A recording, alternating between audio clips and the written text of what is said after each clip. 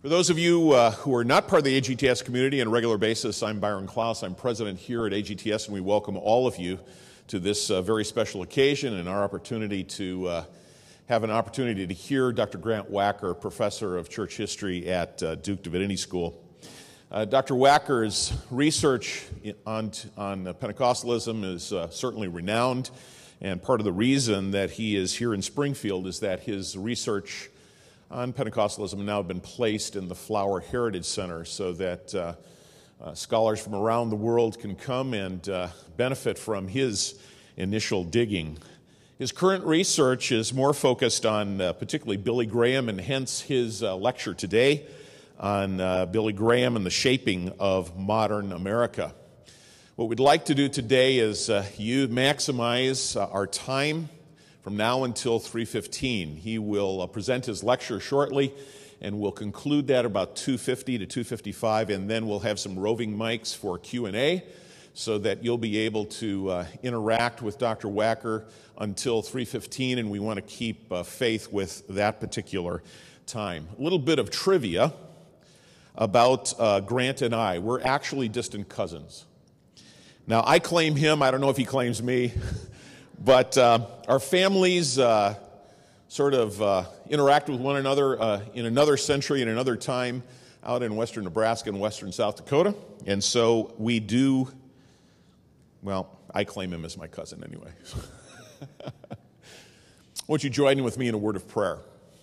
Lord, we're grateful for this opportunity today to hear the work of our colleague, Grant Wacker. We thank you for his deep commitment to worship you through his research, to study, to show himself approved, a workman that need not be ashamed. And we ask, O God, today that you would hover over this place, and may you bring sharpness to his mind. In the strong name of Jesus Christ, we pray. Amen.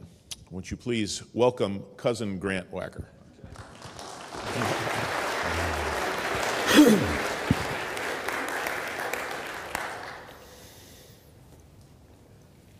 Without hesitation, I claim Byron as my cousin. Yeah, no doubt about it whatsoever. You know, someday some enterprising anthropologist is going to figure out that the Pentecostal movement is really a kinship system, right? Sooner or later, everybody is related to someone else. And Wayne Warner and I used to joke about this, that we need some big chart in the archives of the Flower Center where everybody's relationships are mapped out, and eventually everybody will intersect with everyone else. So it is it's customary to begin always by saying it's an honor to be here and thank you for the gracious invitation and all that. I'm not going to do that. What I'm going to say, it's a huge honor to be here. And I'm extremely gratified that my cousin would have invited me. I grew up in this town, as I said to a class yesterday, insofar as, my wife would say, insofar as you grew up, it happened in this town of Springfield, Missouri, and went to elementary school here and high school, and I love coming back and seeing friends, and my oldest friend in the world is here.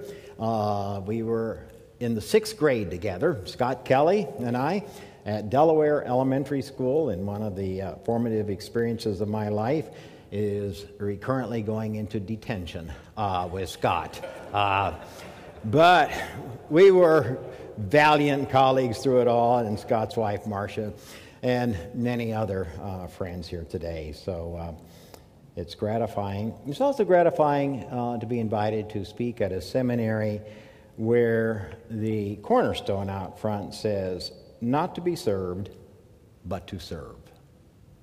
And I love that. I think that is as fine a cornerstone as one can imagine. And my daughter's church, my daughter is a Methodist pastor on the island of Ocracoke, and in her country church there is a cornerstone that says, enter to worship, depart to serve. And I think that's what the Christian faith ultimately must be about. It's a little bit intimidating to talk about Billy Graham in a group like this because many of you know a great deal about him, and some of you may know him personally, and we have memories of him, many of us in this room. And this brings to mind an occasion about 20 years ago when I was headed off to give a talk somewhere in California, and my daughter, one of my daughters, who was about 10 years old at that time, was sitting at the breakfast table, and I came down with a satchel, and she said, "Are you going somewhere?" I'd forgotten. I had to tell her, and so, yeah, I'm going somewhere. "Where are you going?" "I'm going to California." "What are you going to talk about?" Well, so I told her, and she said, "How long will you be talking?" And I said, "Well, I don't know, maybe 40 minutes. There's a long pause. And then she said, "Papa, do you know that much?" So we're going to find out. We're going to test this and give it a shot. See, I've been working on a book on Mr. Graham for a few years and trying to wrap it up. And I look forward to the Q&A time afterwards because when I talk about him, I always learn things about him, sometimes from people who have had experiences and some people who want to question or revise my interpretation, so I look forward to it. I tell graduate students, don't ever begin a talk with qualifications, but none of my graduate students is here, so I'm going to do that, do exactly what I tell them not to do. 3 qualifications. The first is I will speak about Mr. Graham in the past tense. He's alive, and if you watched this morning's news, you saw that Mitt Romney visited with him yesterday, and he, to the best of my knowledge, is lucid, and he is in good health given his age. He's nearly 94, but nonetheless, I will speak of him in the past tense because clearly his public ministry is over. Secondly, I will not say Mr. Graham. That gets tiring for everybody, and I'll simply refer to him by his last name, Graham, in American culture. We speak of presidents and presidential candidates and sports figures, people that we respect for various reasons, by their last name, and I will do that as well. It's a mark of respect rather than disrespect. And finally, I should say that I am working only on Billy Graham and America. The international story is another story. It's a very important story, but it's for someone else to study and to look at, although I'd be happy to hear any reflections you might have about the international project. The topic this afternoon is Billy Graham and the shaping of modern America. And here I want to stress that I'm not trying to replay the numerous biographies of Graham. There are excellent biographies out there. Some are very large. There are many doctoral dissertations about different aspects of his life, and I'm not trying to redo that. What I would like to do, what I don't think has been done, is to examine what his life tells us about America's life. Or to put that a little differently, what does Graham's story say about America's story? How does his life function as a lens for understanding the larger currents of post-World War II America? I want to begin by reminding us of his status in American life. Now, I suspect for most people in this room, that's not necessary. But in the larger sense, it is necessary because the Gallup poll, recent Gallup poll, shows that 30% of Americans under the age of 30 have absolutely no idea who Billy Graham is. I gave a talk at Trinity University in Hartford, Connecticut last year. Trinity is a very fine school, one of the small Ivy League schools, but in New England. And it was for a large class. These were all undergraduates, and I started by asking, how many of you know who Billy Graham is? Not one. Not one in the class could identify him. Finally, one student very hesitantly put his hand up, and he said, "I think he was a wrestler." As it happens, there is a wrestler named Billy Graham, but I said, you got the wrong Billy there. The copy editor, my own institution, forwarded me a term paper she was looking at, and it started off as term paper on modern mass revivalism. And the student wrote, "This is at Duke Divinity School, okay?" And the student started by saying, "There was a person by the name of Billy Graham who was important in." You see, there was a person who was naming. So his era has passed. In many ways, his era has passed. And so it's important to get a sense of who he was in that post-World War II era when virtually everybody knew the name. A few statistics set the stage. He preached to more than 200 million people face to face.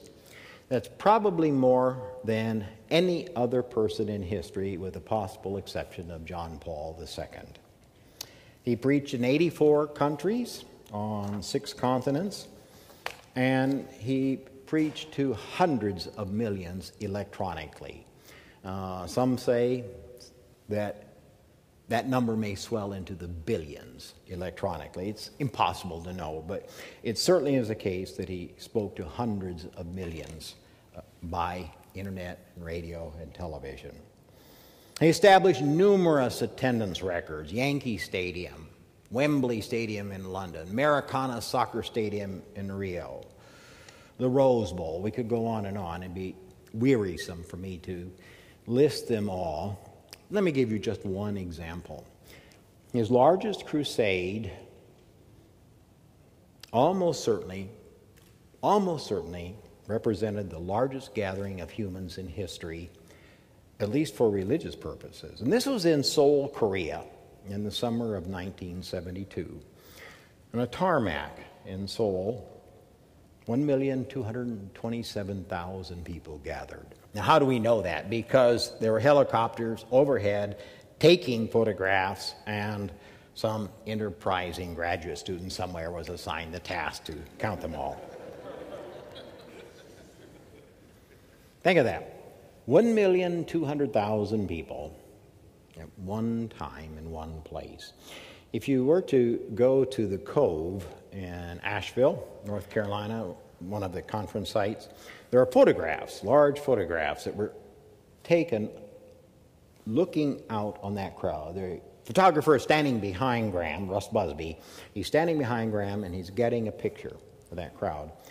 And what is awesome is that the people extend into the horizon as far as the eye can see.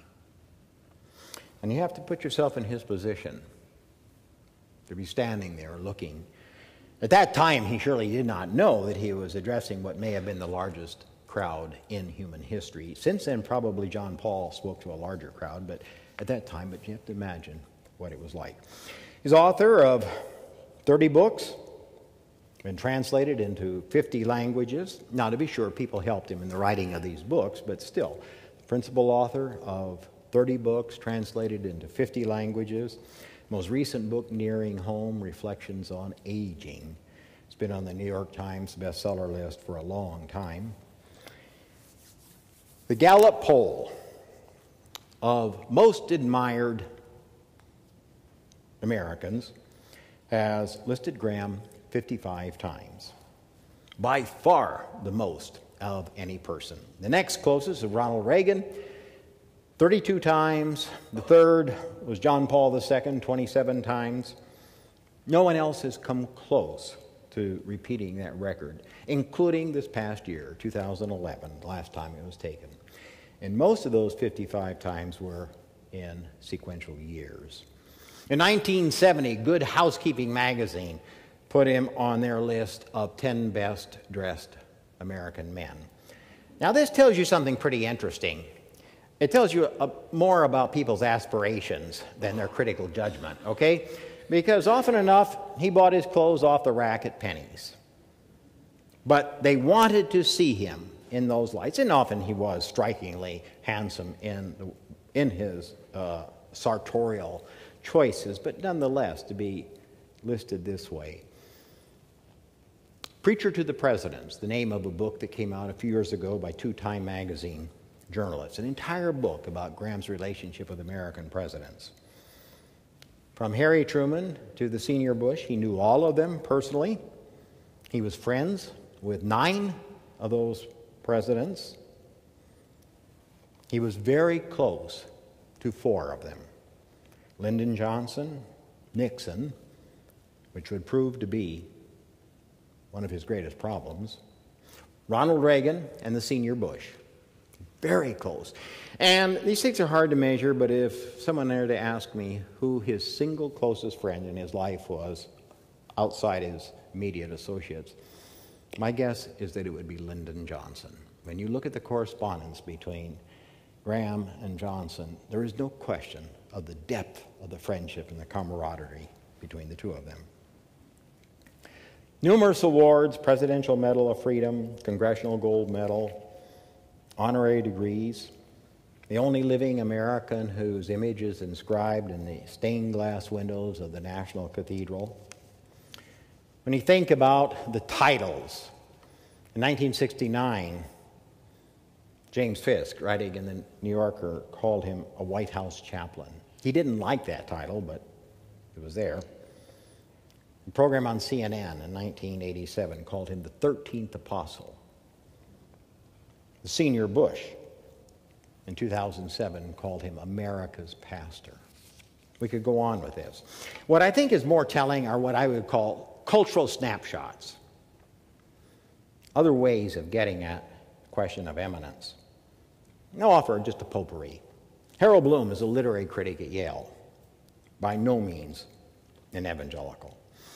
Article in Time magazine a few years ago isolated the 100 most influential Americans of the 20th century. Harold Bloom wrote the article on Graham, and there was a priceless line in the article. He said, "In America, you don't run for public office by deprecating Billy Graham.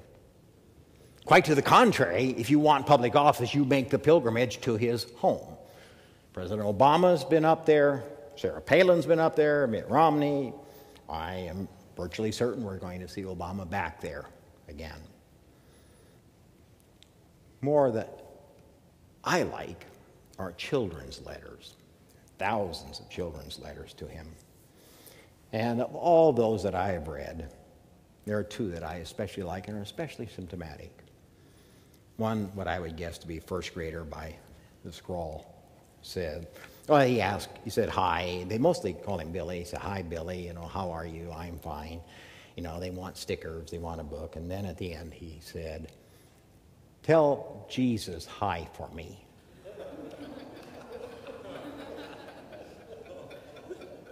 Think that through. Or one more, the envelopes of the people who wrote in. Many of them are collected in the Graham archives, and they're hilarious. Many of them simply have his name, Billy Graham, and they make it. I'd guess probably the only person in America, other than a president, that you could just write his name and it's going to make it. It's Billy Graham. But a couple that I especially like is Billy Graham, Somewhere in the World. It made it. But the best of all is one that carried the full address, Minneapolis, Minnesota, zip code, everything. Then down in the lower left-hand corner, handwritten, were the words, "In case of rapture, never mind."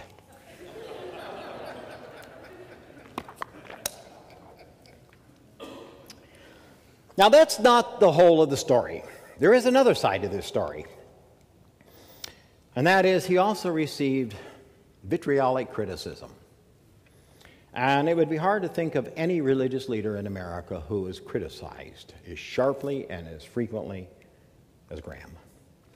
And we could have a whole lecture just on the criticism of Graham, but to give you a potpourri of the nature of the criticism, we could begin with Harry Truman. Remember, I said he knew all 11 presidents. I didn't say he was friends with all 11 presidents. He was just casually acquainted with John Kennedy, but a early meeting with Harry Truman, Graham bungled by his own admission.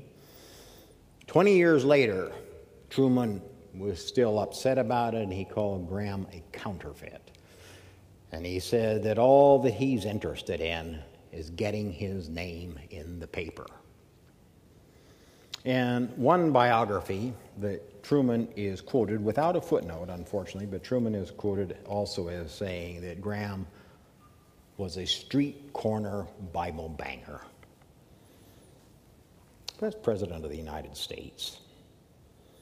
Or to take a different kind of example, George Will, who, to the best of my knowledge, is a secular journalist, and most people would say conservative. Note, conservative journalist.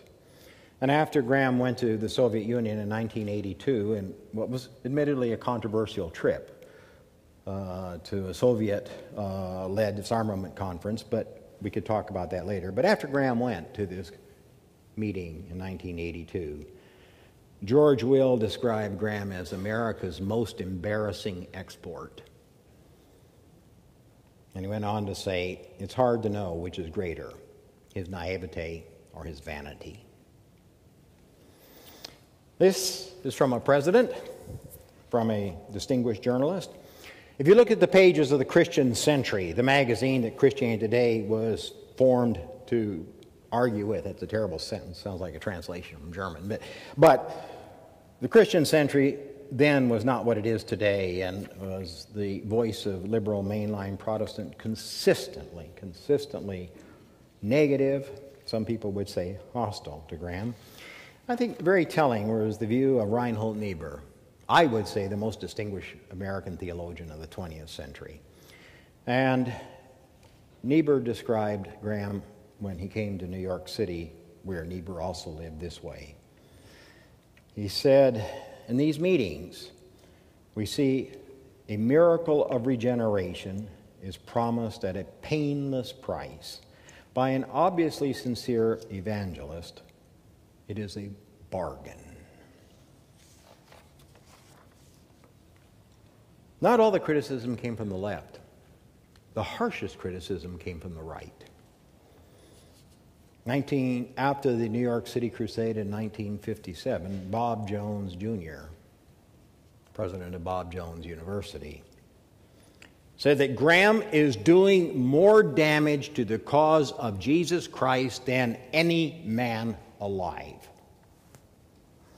And if you go on the website today and you punch in the name Billy Graham, what will come up on the internet are scores, if not hundreds, of postings. And the overwhelming majority are hostile, and they come from the far right, pillaring Graham.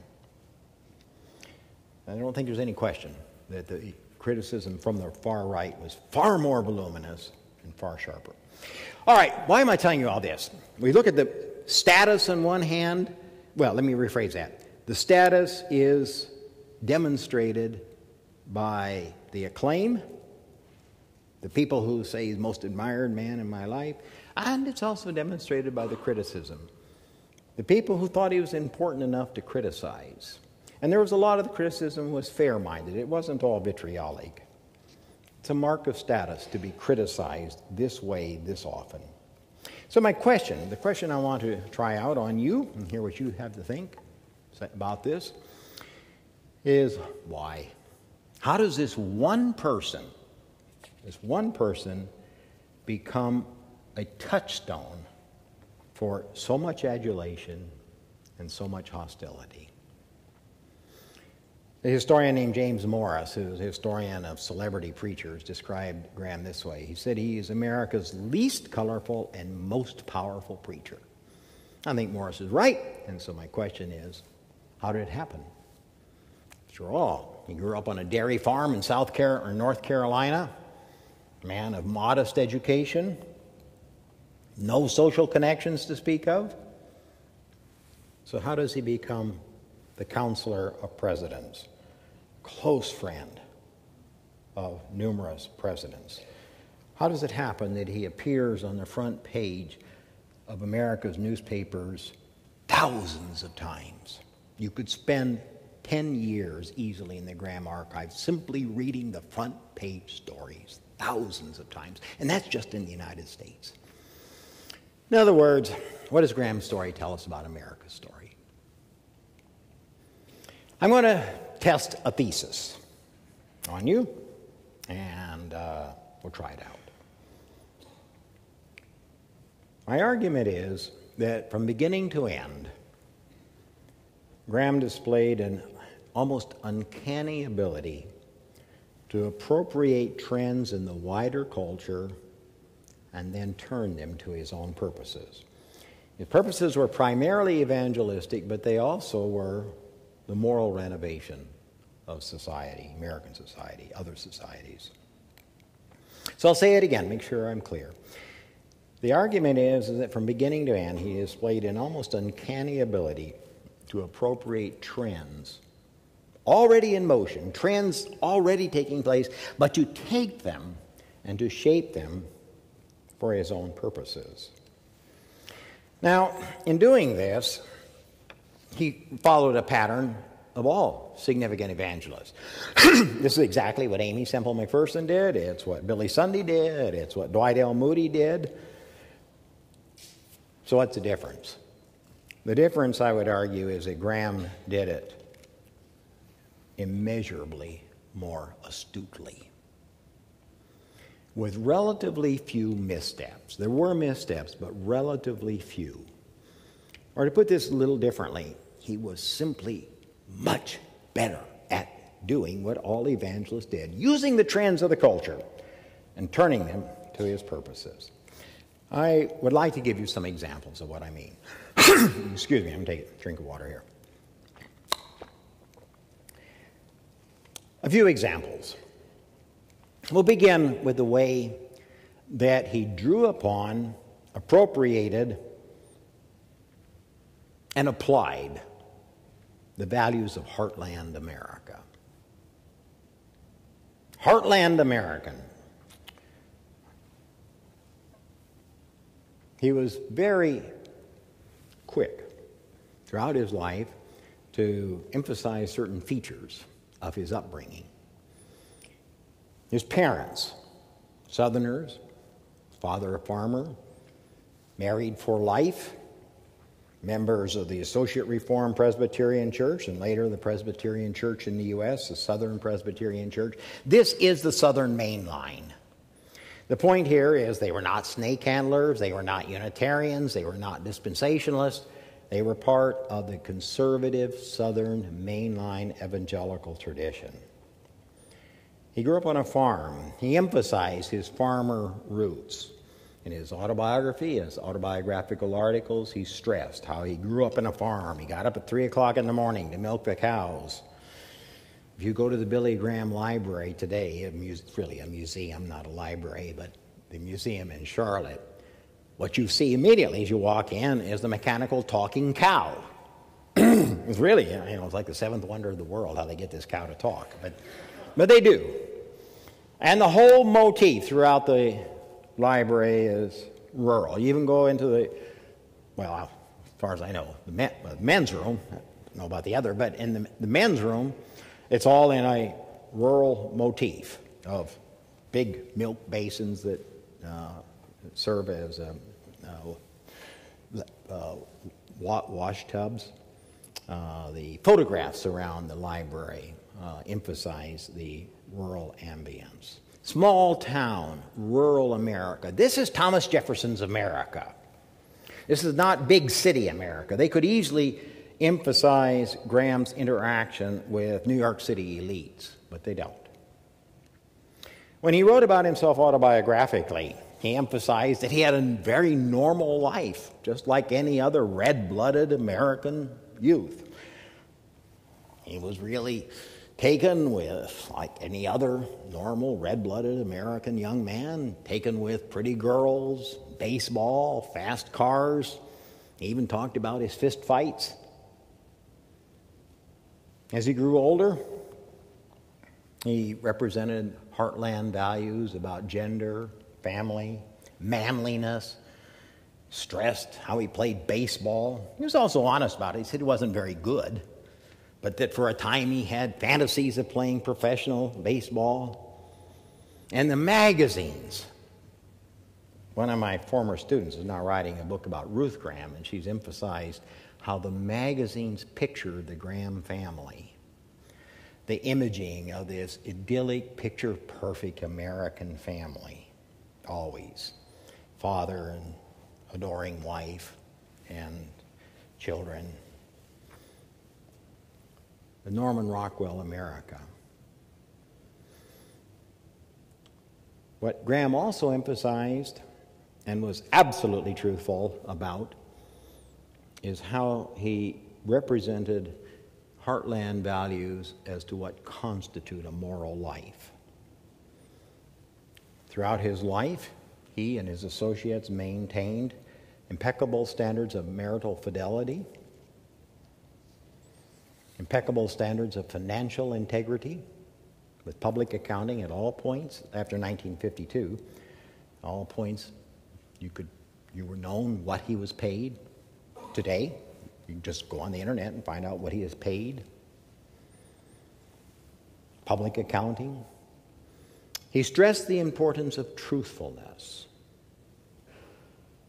You'll note that the Graham organization always spoke of inquirers, not converts. Why? Only God knows who a convert is. Graham can count. His hench people can count the inquirers, the people come forward. You can count them. But he'd say, I don't know the heart. Extraordinary act of attempt to tell the truth, what you can know. And he established a reputation among evangelists for non-retaliation. Never once in his 60-year public career that I know of did he respond in print to criticism. He just didn't do it. Frequently infuriating his critics. He would engage people in debate, but he wouldn't respond to the critics. So you think about these marks that appeal to heartland values, marital fidelity. Whether Americans were faithful to their wives and husbands is another matter. They have it as an ideal that you ought to be. Financial integrity, truthfulness, an ironic attitude toward your enemies. In a lot of ways, I think it's fair to say that Billy Graham's America was Mayberry, and Graham was Andy. He came across as a representative of those values. The best biographer of Graham is a man named William Martin, teaches at Rice University. And he said, Graham represented America's best selves, what they aspired to be. So that's one way that I would argue that he appropriated values and furthered them. A second way is that he appropriated the growing trend to emphasize and appreciate the value of the South. Historians call this the Southernization of American culture after World War II, and there's just all kinds of data about this. The power of the South, and especially its ability to move outward, and in a sense to seep into the North and to the West. You think about it, every elected president from Lyndon Johnson to the second Bush, with the sole exception of the senior Bush, every elected president was a Southerner. If you include the Sun Belt states as the South, as I would. They were all Southerners. And who lost those elections? Well, you think about it. Dukakis, McGovern, Mondale, Ford, Kerry, where'd they come from? Massachusetts, Montana, Minnesota. Where did Lyndon Johnson come from? From America, defined as the South. There's lots of other evidence of the Southernization of American life. Graham appropriated that. He was proud of his Southern roots. He talked about it often. He never in any way tried to distance himself as being a Southerner. Flannery O'Connor has written that the difference between Southerners and everyone else is that Southerners are from somewhere, and she spelled it F-R-U-M. He was from somewhere. He was from the South. And he talked about it in what we might think of as ephemeral ways. He loved Southern cooking, Southern food. His diction or his accent remained Southern throughout his life. One New York reporter called it Carolina stage English. I don't know exactly what that is. If someone say to you, what's Carolina stage English? Well, then listen to Billy Graham. That's what it is. And the times that I've been with him, the 3 times, I would say that in person, that southern accent is far more distinct, pronounced than it is when he preaches on television. But he certainly retained that southern accent, and he could have given it up, but he kept it. He came across as not a southern hick, and believe me, I come from the South. We have 1 or 2 of those. Nor as a southern aristocrat, people who live in Charleston and Richmond and other bastions of the old Confederacy. But rather he came across as a different kind of southerner, a representative of the booster South. Very interesting, they came from Charlotte, the banking center of the South, the middle-class booster South, distinctively South, but it's still South. Southerners, I think, are distinct in the American picture by their sense of a moral geography, that pastors function as moral custodians. They don't worry that much about separation of church and state because it's all one. And for very much of Graham's life, he represented that sense of moral custodianship for the whole society. So, represented heartland values. He represented Southern values. A third way that I see Graham representing changes in modern life is the way he pioneered cooperative measures. He established, not single-handedly, but to a great extent, he established what I would call the evangelical main line. Opening the evangelical tradition from a kind of narrow fundamentalism to the world. He pioneered relations between traditional evangelicals and Pentecostals. He spoke at the opening of Oral Roberts University. Pioneered relations with the Protestant mainline. This is what caused so much antagonism with fundamentalists. When he went to New York in 1957 and mainliners worked in his crusade, over and over, he said, I work with anyone who will work with me as long as they don't ask me to change what I say. You work with me, I'll work with you. He pioneered evangelical relations with Roman Catholics. I was talking in class yesterday, and today, that seems like a ho-hum issue. We work with Catholics all the time. This was done in a day when it took a lot of courage to do that. He visited the Pope. And in 1982, he emerged from a meeting with the Pope where he said, the Pope embraced me, or embraced my hand, and said, we are brothers. Now, in 1982, that took a lot of courage. He pioneered relations with Jews. There was one very serious misstep in there, which we could talk about later. Made a very unfortunate comment in 1972, but it was a comment for which he repeatedly and abjectly apologized in later years. But on the whole, overwhelmingly, he pioneered positive relationships with Jews. And he would say over and over, the only thing that distinguishes me from conservative, practicing, believing Jews is our evaluation of the Messiah. But when it comes to our understanding of the moral life and the conviction that we live under a sovereign God who governs history, we share so many things. He pioneered pluralism. Now, this is touchy ground. The BGEA, the Billy Graham Evangelistic Association, will not appreciate my saying this, but I'm willing to stand with it. He pioneered pluralism. Never once did he suggest that Christianity is not, let me rephrase it, never once did he suggest that Jesus Christ is not the sole avenue. to Christ, to God. But what he did stress is the necessity of Christians working with and being respectful of members of other religions. And I think the great emblem of this was after 9/11, when he spoke at the National Cathedral, and he spoke on the same platform with a Muslim imam, a Jewish rabbi, a Catholic priest, the Episcopal Dean of the National Cathedral,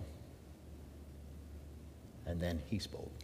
And if you can remember that sermon, that homily, in time of national grieving, he spoke to all Americans about their grief, and then he said, now what follows are words that I speak to Christians.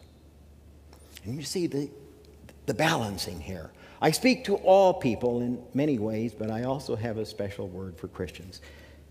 Open the windows to working with other religions. Reporters, especially in the later years, reporters frequently asked him, the question, what happens to those who die outside of Christ? He consistently had the same answer.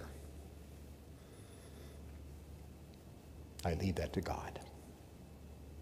I leave that to God. It's not my place to speak. He spoke of the wideness of God's mercy. And I find that a remarkable testimony to personal integrity, that you let God handle the very tough questions of that sort. I need to watch my time. I will speak briefly of two more trends, very briefly. The appropriated trends of Heartland America, the appropriated trends as a Southerner, the appropriated trends of a movement architect, opening the evangelical world to a larger world. Here I think of Pope John XXIII in the Vatican. He said, let's open the windows. And this is what Graham was doing. He's opening the windows, all right? Two more trends. I'll speak about them very briefly. He was a social pilgrim.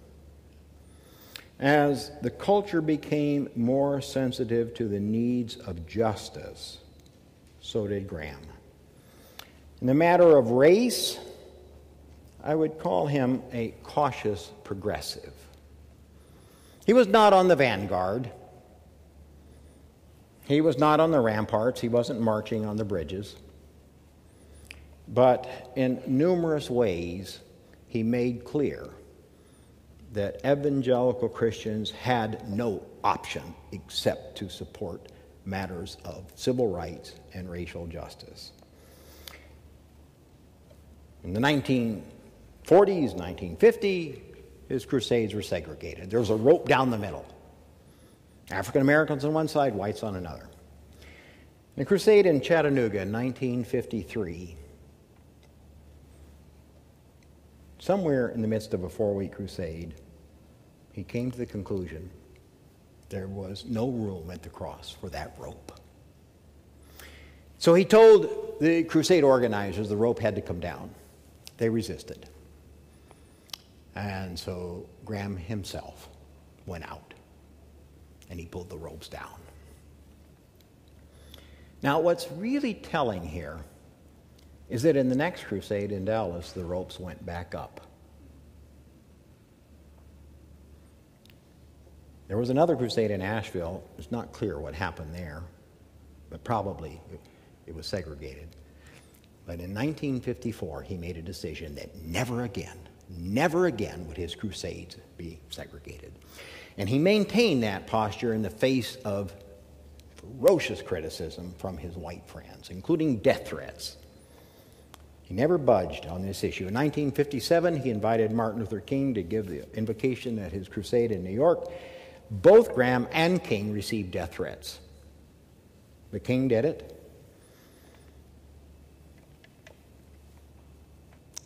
One other way that I see Graham working with the progressive social trends of the era is that after the late 70s, he became a strong proponent of nuclear disarmament, to the dismay of many of his conservative followers.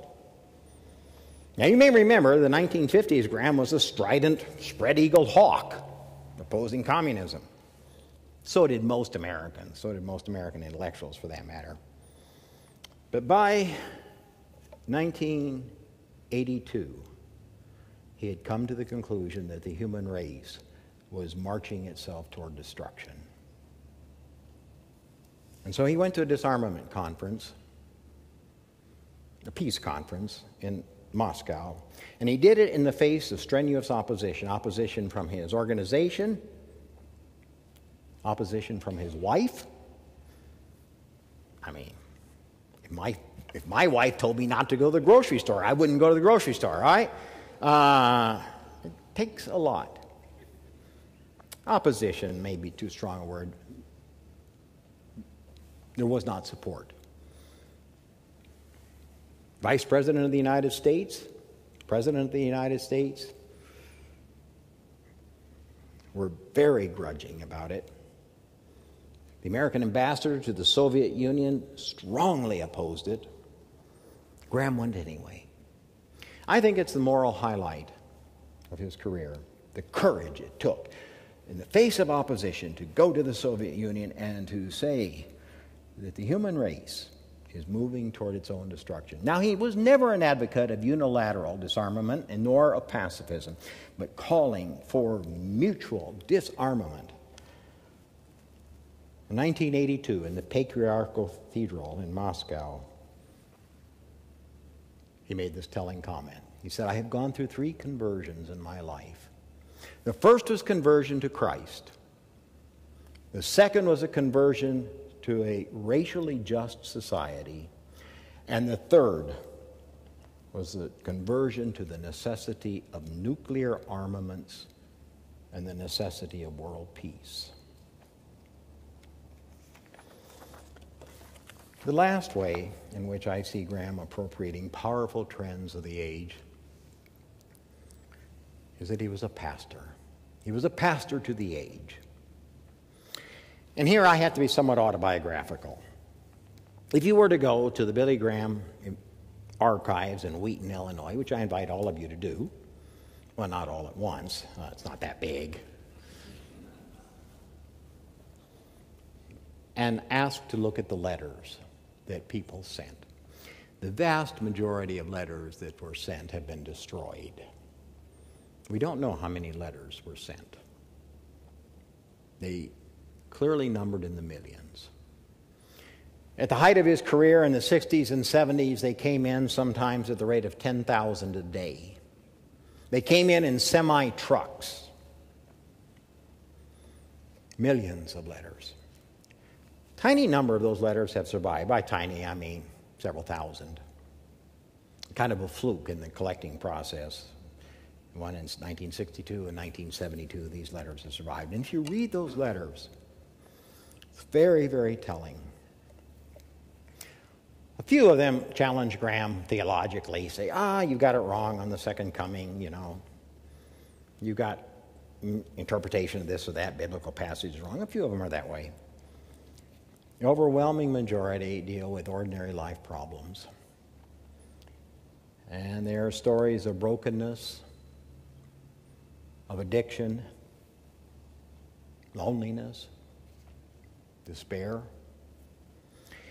If I may be very personal, in one of my trips to Wheaton, my wife went with me, and she was the one who doesn't want me to go to the grocery store. Okay.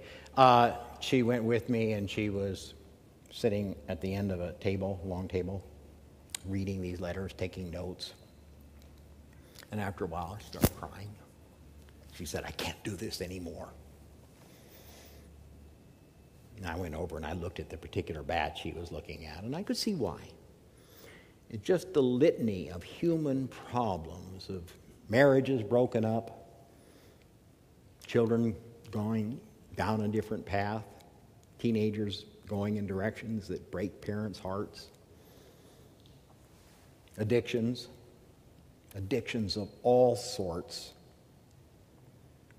sexual infidelity, suspicions of marital infidelity, loneliness. Graham himself said, and I would concur, that the single most common theme in the letters was of loneliness. So why did they write him? And my argument is that he was America's pastor. And he offered people a second chance. In writing him, they felt there was a second chance in life. And part of that was because Graham himself modeled repentance. He made mistakes. We can talk about it in Q&A. The largest mistake he made, without any question, was his entanglement with Richard Nixon. Nixon's agendas. And afterward, he repeatedly apologized for that, privately and publicly. And he said, I made a terrible mistake in allowing the gospel to be entangled in a political agenda. And when the Christian right came along in the 80s and the 90s, people like Falwell and Robertson tried to draw him in. He would not be drawn in. He said the gospel stands above partisan politics. He apologized. The point I want to make is that he modeled apology. He modeled the possibility of a second chance in life. And herein he did what all great revivalists and evangelists did. Amy McPherson, Billy Sunday, Dwight L. Moody, what they were all talking about was the second chance. But I think that somehow Graham did that better, even better. He gave people the sense that in Christ they could start life over again. Well, as I said, the Graham era has passed. So it's time to look back and to take stock. I've offered what I think is one explanation for his importance, his ability to take trends and to use them for the gospel and for the society. And I look around as a historian, and it seemed to me that there are only two other people in modern American life who have exercised comparable influence. And one was Martin Luther King, and the second was John Paul II.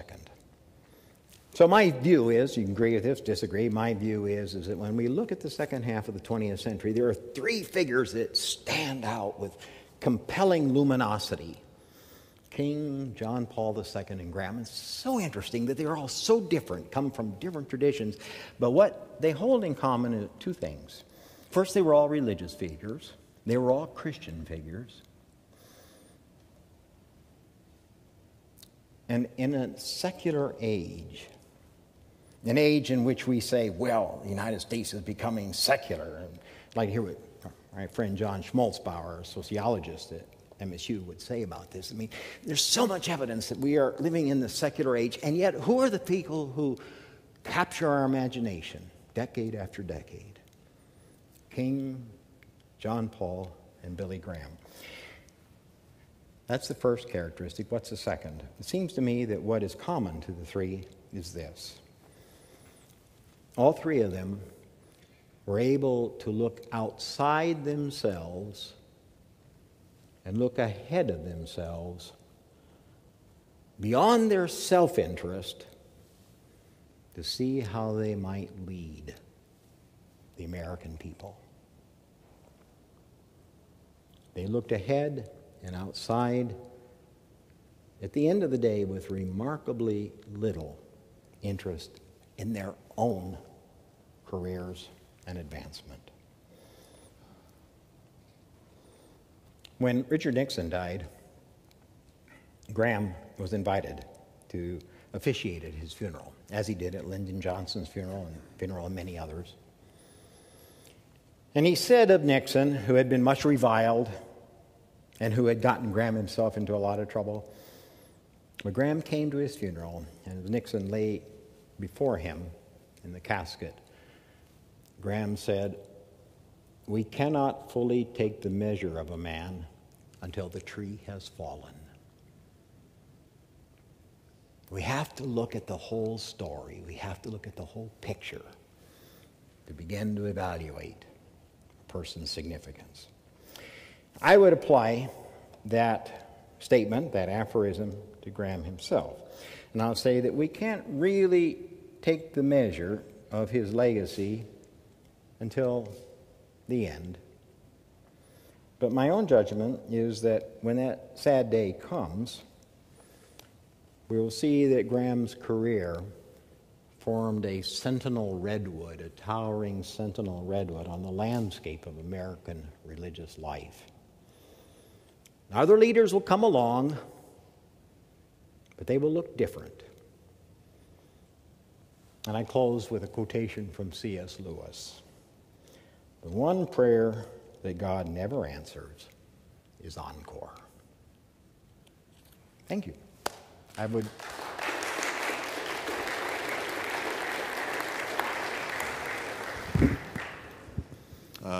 Brian, if you come down here, we have our other person? Lois, would you do the other mic over here? Mm-hmm. We're going to have two roving mics here. If we have about 15 minutes for questions. So if you have a question, raise your hand. We'll sort of go from this mic to that mic, and Grant will answer directly. Not just questions. If you want to challenge or offer information. Actually, I have my pen out, and I learn a lot in talking about Graham. I learn a lot from people. So I'd love to hear what you think. Why do you think? Why do you think? Yeah. Tell me and be sure to tell us your name, please. Charlie Self. Could you please comment on Graham's cultural appropriation? One of the things someone once said was when hair got longer, he just grew his a little longer.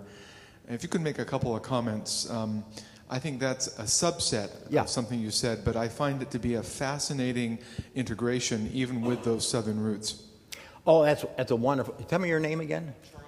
Charlie. That's an excellent comment. Did you all hear Charlie's question? How did Graham change with the culture? And I really couldn't do better with that. I mean, as the hair grew longer on adolescence, and his own son, Franklin, he let his own hair grow. And he said something interesting about youth music and about that era.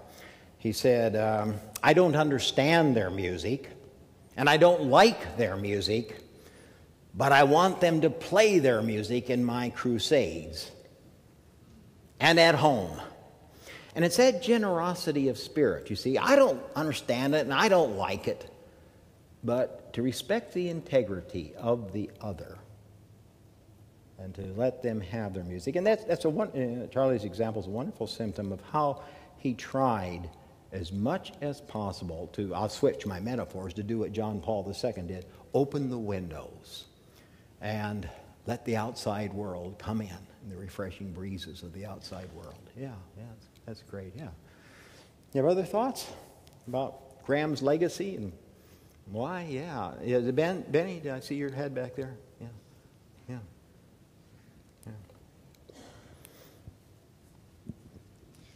Ben Aker, thanks, Grant, so much for this.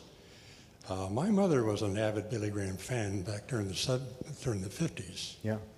And I remember reading some of her letters to him and receiving letters, reading letters that she got back from him. I'm not sure, I'm curious. What would be the relationship between Billy Graham's team and him and vice versa in all of these matters? In other words, how much is this there, and how much of this is his?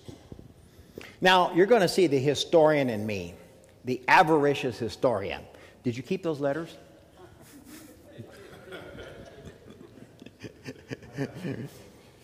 Historians always want to know, where are the letters? Where can I see this stuff? The story of the Graham team is one of the great unwritten stories. And actually, my friend and colleague at Wheaton, Edith Blumhofer, is working on a scholarly study of George Beverly Shea, long overdue, the role of the music and of Shea in particular.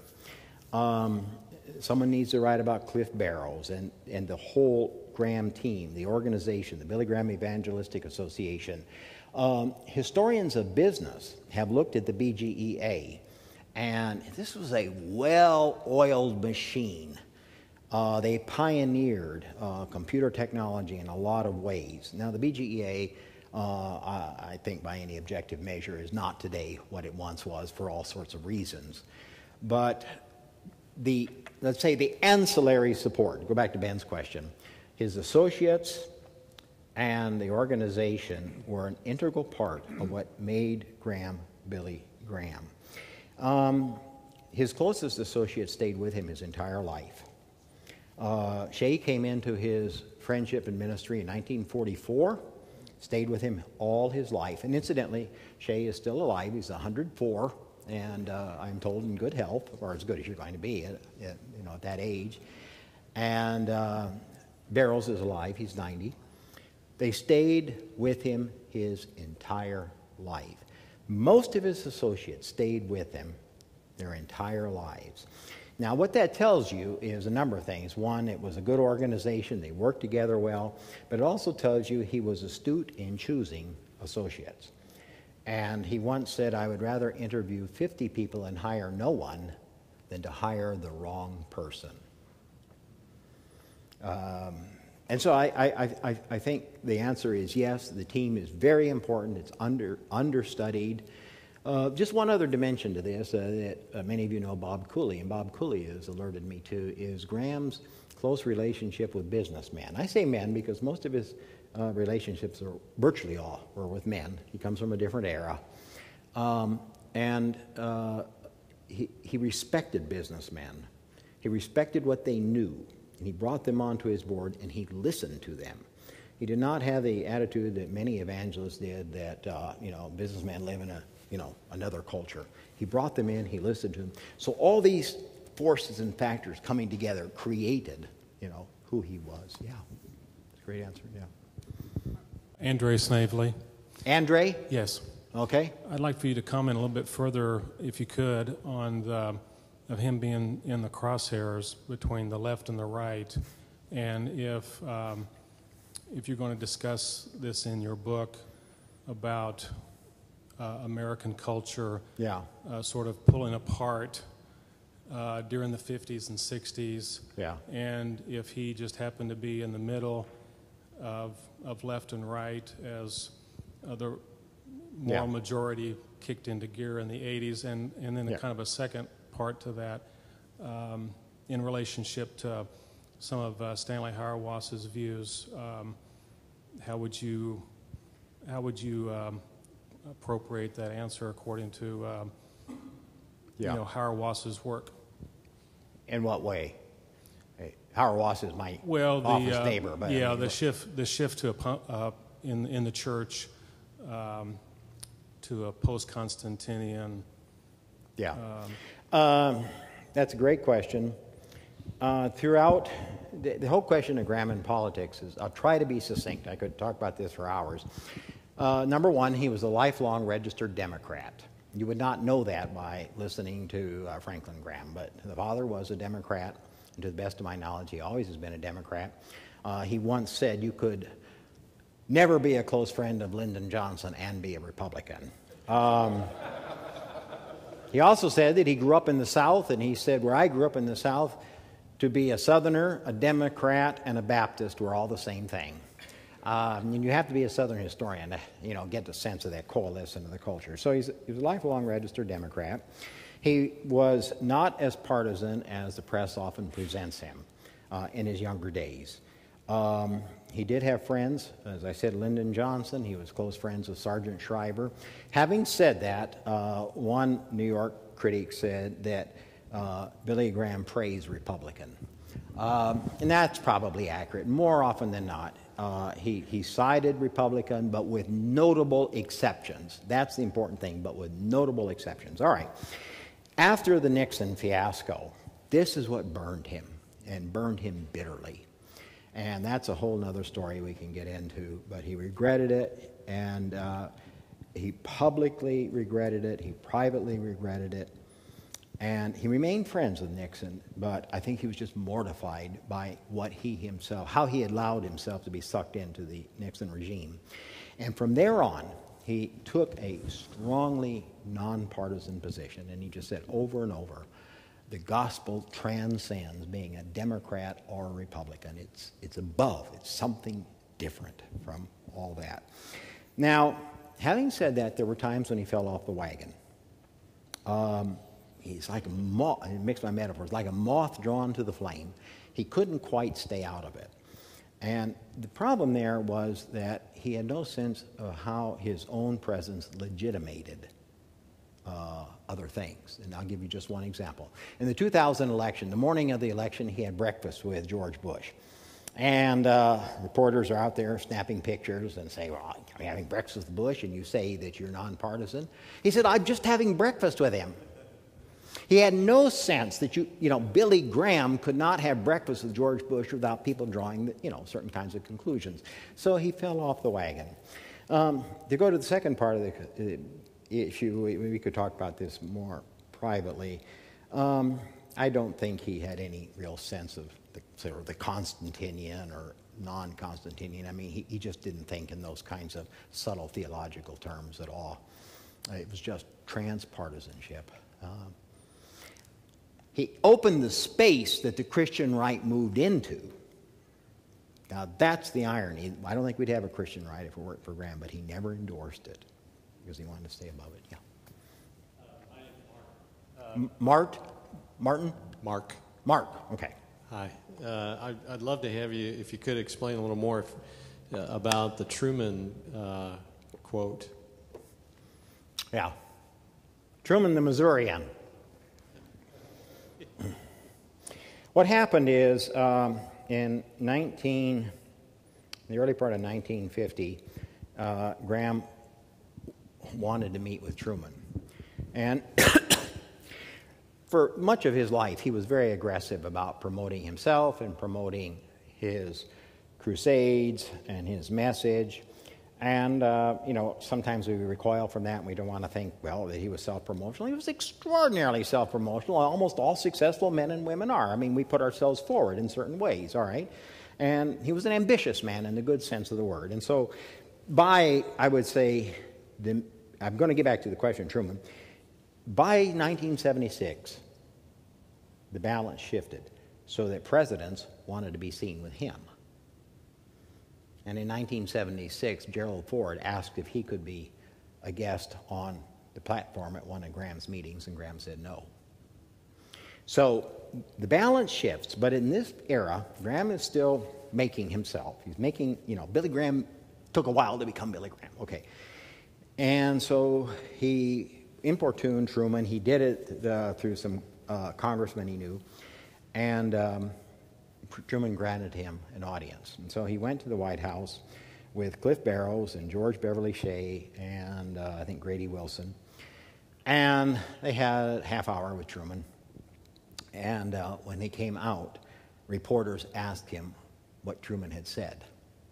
And Graham, being naive at this point, did not understand that you don't tell the press what the President of the United States has just said to you. All right, the Oval Office is a confidential office. At least until the Nixon tapes, changed all that, all right?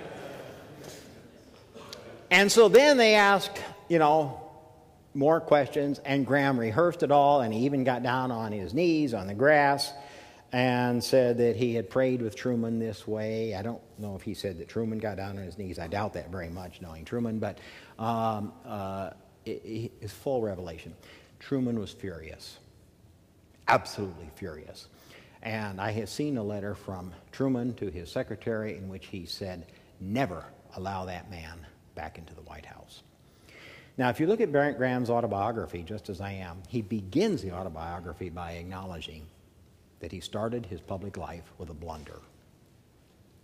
And I think this is very telling. It tells you a lot about a man, that he starts his autobiography by telling you about one of his biggest mistakes. And he said, I learned a lesson. You don't talk.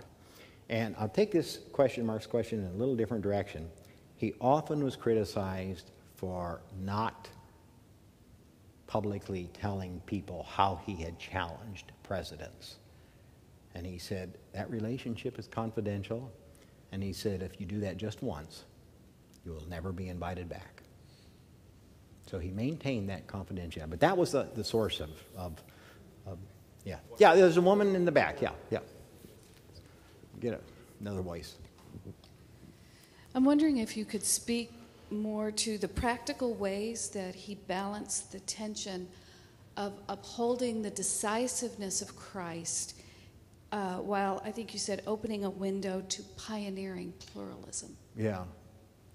I don't know that I could say a great deal more than what I did. He spoke of your term, the decisiveness of Christ, and he always did. But when he went overseas, he never disparaged other religions. He was extremely careful to speak only about the reason he was there was to proclaim Christ. There was a lot of pressure on him to point out what was wrong with other religions, and he would never, never do that. And then when reporters would press him on the fate of the non-Christian, he took my term, not his. My term was a principled agnosticism about it. He would just say, this is God's decision. This is not for me to comment. He did not use the word there's a wideness in God's mercy, but one of his colleagues did. And I think that captures his view. There's just a wideness in God's mercy, and he didn't want to impinge upon God's sovereign judgment. Yeah.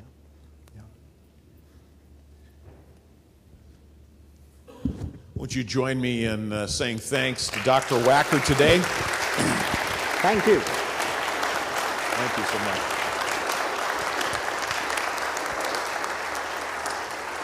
I know there are other questions, but we are keeping faith with the time of 3:15. There's a good time of fellowship, goodies out in the Great Hall. You'll have opportunity to maybe just chat with Dr. Wacker. Up on the screen, you'll see just an announcement of another set of lectures in about a month. A colleague of Dr. Wacker, Dr. Mark Chaves, will be with us for 2 days. His book last year was Christianity Today Book of the Year, American Religion, Contemporary Trends. I'm sure he'll be commenting on some of the things that came out of the Pew Forum this week on the state of American religion. So he will be with us on Thursday and Friday, November 15, 16, and we invite you all to be with us then. Thanks so much for being with us. Lord bless you.